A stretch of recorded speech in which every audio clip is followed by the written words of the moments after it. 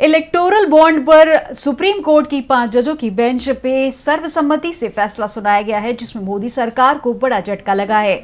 और इसी झटके पर सुप्रीम कोर्ट के जाने माने वकील कपिल सिब्बल ने भी केंद्र सरकार को घेरा है, जिससे मोदी सरकार सवालों के घेरे में आ गई है। तो क्या कुछ कहा है कपिल सिब्बल ने इलेक्टोरल बॉन्ड को देखते हुए, देखिए इस रिपोर्ट में।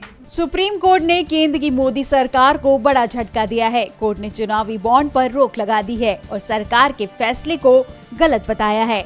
अब इसी मामले पर कपिल सिब्बल ने कहा है कि ये सरकार का एक प्रकार का स्कैम था। इलेक्टोरल बॉन्ड व्यवस्था से बीजेपी को बड़े स्तर पर डोनेशन मिल रहा था। बीजेपी इससे एक्सपोज हो गई है। सुप्रीम कोर्ट का फैसला बहुत ही ऐतिहासिक निर्णय है। चुनाव आयोग को 3 सप्ताह के अंदर जानकारी देनी है। उन्होंने कहा कि यह न केवल किसी राजनीतिक दल के लिए बल्कि लोकतंत्र के लिए भी आशा की एक बड़ी किरण है। यह इस देश के नागरिकों के लिए आशा की एक बड़ी किरण है।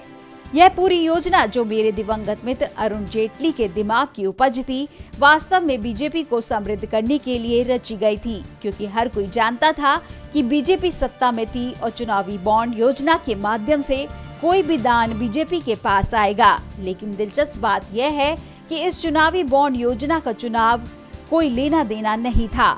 उन्होंने आगे कहा कि ये सच में कॉर्पोरेट सेक्टर और बीजेपी के बीच का जुड़ाव था, जिसे सबसे ज्यादा चंदा मिला और इन वर्षों में उन्हें जो दान प्राप्त हुआ वह लगभग 5 से 6 हजार करोड़ तक था।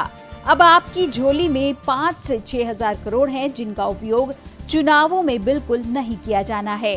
आप एक राजनीतिक दल के रूप में अपना बुनियादी ढांचा तैयार कर सकते हैं। आप आरएसएस के लिए बुनियादी ढांचे का निर्माण कर सकते हैं। आप पूरे देश में अपना संचार नेटवर्क स्थापित कर सकते हैं।